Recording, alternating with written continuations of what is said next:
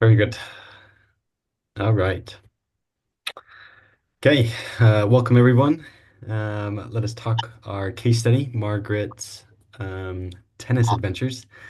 So Margaret, she's a 54-year-old woman serving a competition ban enforced by her club for unsportsmanlike conduct.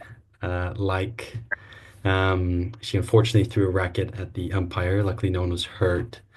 This is the third time this has happened in 6 months now, so the club, they ended up suspending her, and she needs to see a sports psychologist as part of her return conditions to return. So, Yeah, so about the ethics for this process we're going through, we wanted to follow a strict code of ethics, to make sure we're all on the same path, and to make sure Margaret's on that path with us. So we wanted to follow the BPS code of conduct, which is respect, competence, responsibility, and integrity. We want to keep these values close to us, so therefore we're not breaking any rules and we're making sure Margaret's closely looked after. We also wanted to follow Keegan 2016's ethical principles model, which includes confidentiality and data protection. So we want to keep everything confidential about Margaret and what she's going through. We want to protect the data so nothing gets out and nothing gets shared that she doesn't want to. And we also want to have a level of competence about us, which means we need to know what we're talking about and be the best that we can for Margaret. Additionally, in terms of competence, um, we want we have to be accredited. So there are a couple of routes that we can go down in terms of being accredited. There's the BPS route, which I'll discuss, and then there's the basis route, which Helena will discuss. So for the BPS route, there are two stages. There's a stage one, which consists of like a master's in sports psychology. And then the stage two is the QSEP, which is the qualification in sport and exercise psychology, which is a minimum of 2 years of supervised practice, which enables you to develop and demonstrate the skills and knowledge you've gained during the stage one, an undergraduate degree within professional practice and consultancy work. And so once you've completed this, you're able to apply for a chartered membership of the BPS, full membership of the Division of Sport and Exercise Psychology, and then be eligible to apply for registration with the HCPC. The BASIS route is fairly similar to this. However, upon completion, you are eligible to apply for chartered membership of BASIS instead and also register with the HCPC. Prior to this, you'll just need to complete your masters and then do those 2 years of supervised practice. But just to go back to what Callum was saying about competency, whatever pathway you take, this will train you as a sports psychologist, but not a clinical psychologist. So if something comes up with Margaret about what's causing her anger issues, it could be rooted in trauma, then we must delegate the case to somebody who's more trained in that area. Yeah, and following on from that, we want to just ensure that we get the informed consent from Margaret. So we need to make sure she knows what she's doing and what we're doing as well. yeah, going along with that, it's very important that we have that informed consent. We could honestly do some harm to her. An example goes back to 1971, the Stanford prison experiment. I don't know if any of you guys have heard of that one. But that's the one where they simulated the prison, having people play the roles of the officers and some people play the roles of the inmates. And it ended up causing a lot of psychological abuse, trauma, and distress to the patients there or the people who participate in the experiment. So the same thing that could happen to Margaret if we're not careful. We could exacerbate feelings of guilt, frustration, or self-criticism as long as we make sure I mean, there are some potential harms there. And that's something we've talked about is that we didn't think there were harms at first, just doing general sports psychology. But the more we researched, the more we looked into it, there's obviously some harms that can occur there. Yeah, we also don't want a conflict of interest, considering we have multiple relationships in this issue.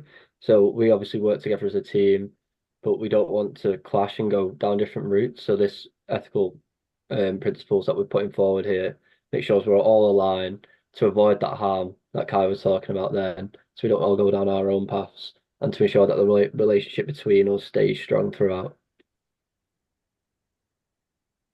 So we're going to talk a little bit more about our philosophical assumption here. Every practitioner has their own way of approaching different problems or cases. So it's very important that we set the foundation of our philosophical assumption because ultimately they'll lead us to our success. Having our philosophical assumptions secure or strongly defined, it's going to give us the most effective and ethical treatment or services that we can offer. The ones that we really talked about a lot as a group, it came down to really two. It came down to certinism and constructivism.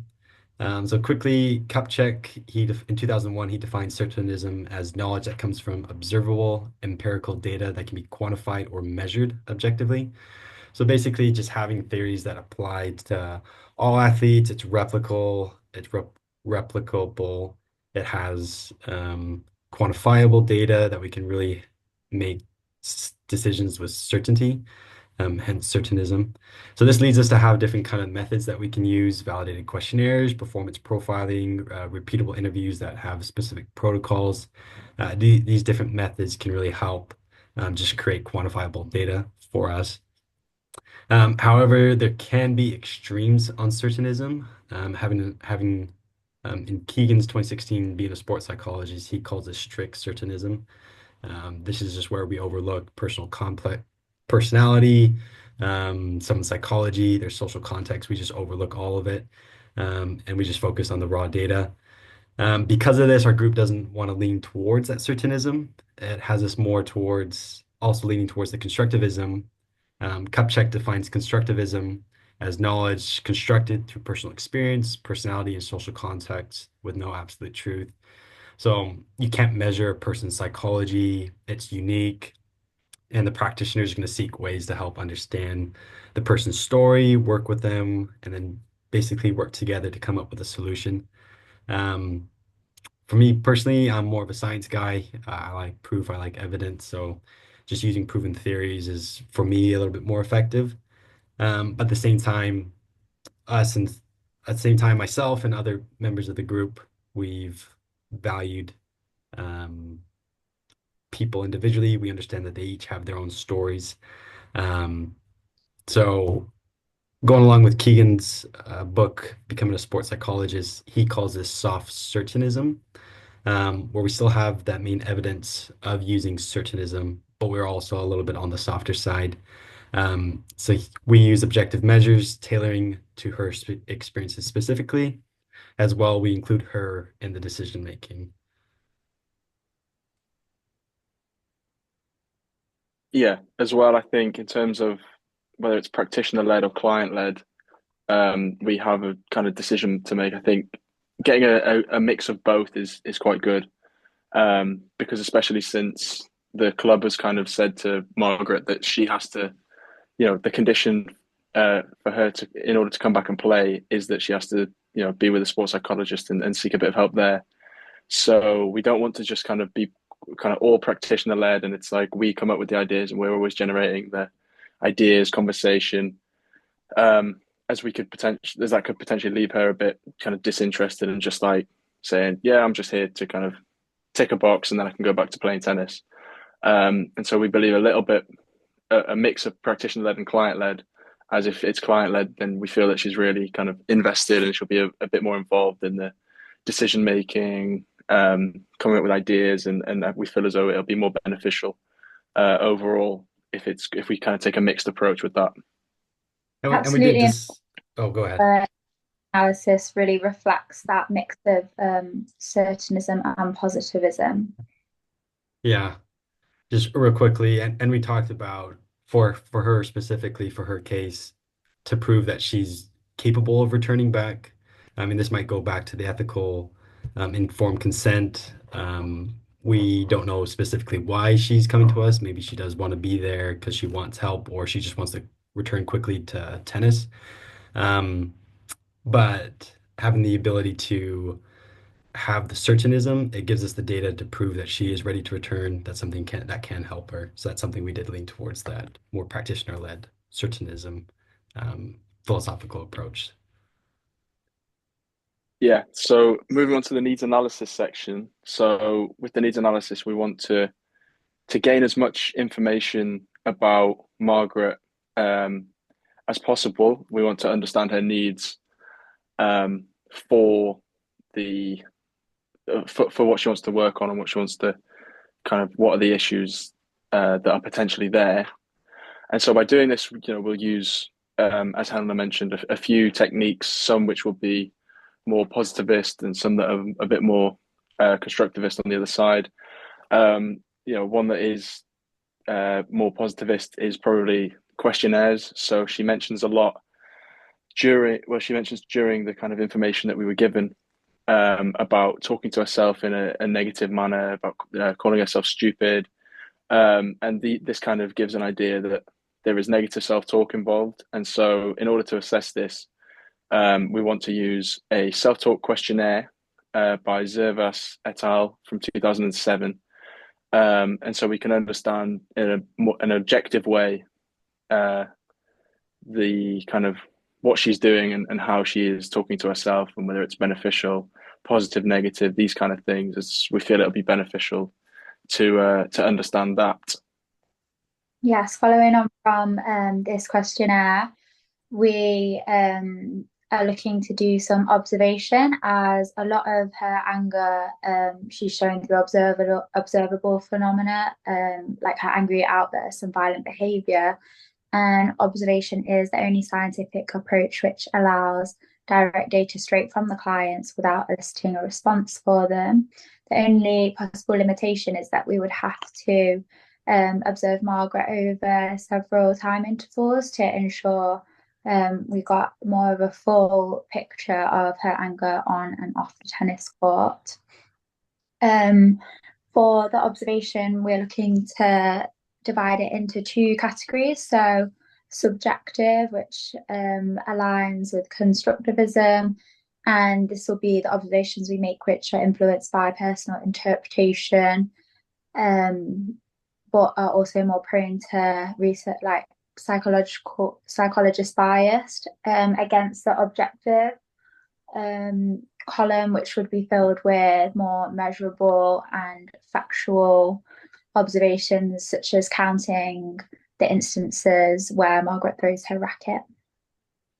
Yeah, and then following on from that with the same like approach of constructivism, we went down the semi-structured interview route, as we feel as though going into it with like a basic layout of questions, but also letting Margaret decide where she kind of wants the interview to go. It gives her more say in what she wants to tell us and what she wants to work on herself. So we chose this following on the paper from McIntosh and Morse, which basically said that this style of interviewing allows a more blended technique of data observation. So it blends in more with qualitative, quantitative, and like mixed method kind of things, which the other two have gone through, Ollie and Helena. So this method allows us to get as much information out of Margaret as we can, and hopefully find things that we can work on, or if we do need to pass her off, and because it's more clinical, we can figure that out hopefully during these interview sessions. Yeah, going And to so semi-structured. Oh, sorry.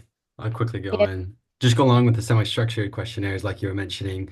It just gives us a lot of flexibility there to be able to Yep. be assertionist approach and the constructivist approach.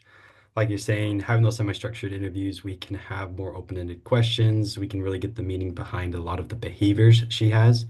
But at the same time, it does give us that flexibility to be able to ask more searching questions where it's kind of like a predetermined question. Like we're looking for frequencies, triggers, different things that are affecting her that's more quantifiable. So that does nice that we do kind of lean more towards, in this case, the constructivist approach, but does have the option or the ability to do both. Sorry, Helena, you can go. no, that's an important point. Finally, for our needs analysis, we are going to use the technique of performance profiling. So, in the case study, Margaret has already identified that she does the hard groundwork, but then fails to return the easier shot once she's made up the ground. So, we need to make sure that she is not too hard on herself when she gives these initial ratings, but then also align